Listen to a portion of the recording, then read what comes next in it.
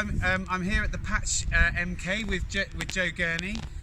Really excited to have a look around what he's doing from an innovation point of view on farm with pumpkins. Joe, can you tell us a little bit more about what you're doing here, please? So what we do is we grow pumpkins, which we then sell direct to the public.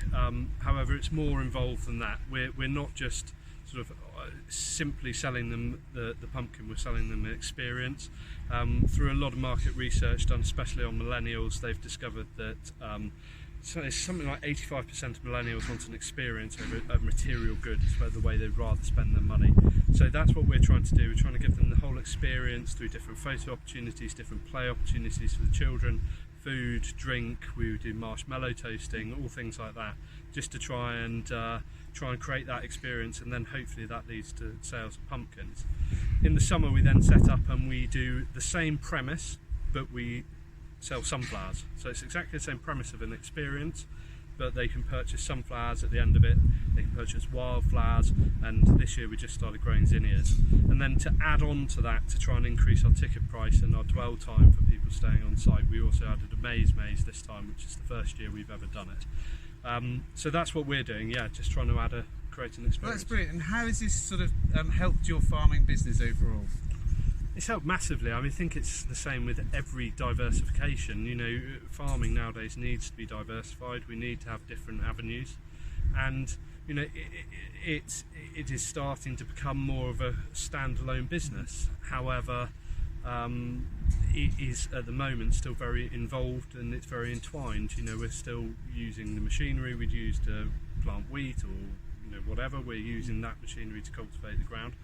And we're using a lot of our sort of skills which we've developed through farming, and a lot of the machinery in terms of other things like setup. And Joe, how do you think this has sort of helped people connect with farming?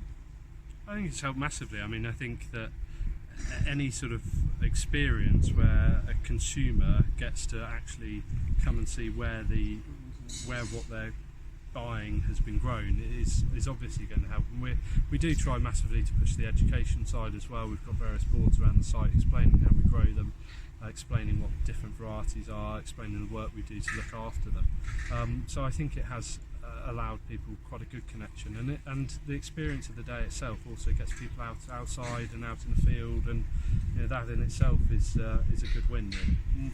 Well, I think what you and Ros and the team are doing here is absolutely fantastic, and as I mentioned to you before, my Nuffield Farming Scholarship is looking at leadership.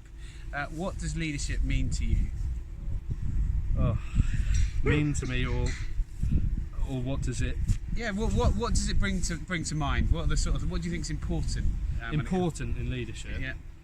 Communication, number one. I think for us, the main thing we have is we're running pop-up events, so we have new staff. Every event we have to do new forms of training.